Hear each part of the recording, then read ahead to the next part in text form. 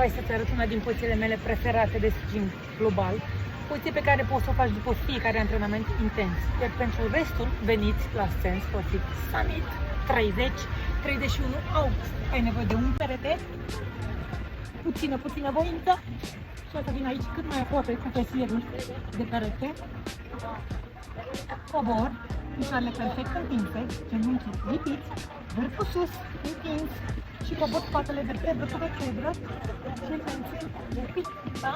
Lipit aici, apoi picioarele mele au rămas întinse, vârful este sus, pesierul cât mai aproape de perete, umeri în jos, ca și cum aș ține un pic într-un omoplat, capul sprijinit, privirea în sus, abdomenul este încădat palmele cu palma în sus. Supinație, iar degetele fără degetele jos. Abdomenul încădat, vârfurile sus. Menține pixul, ține abdomenul încădat, spatele lipit, picioare la fel. O să doară antebrei, o să doară abdomenul. Ține.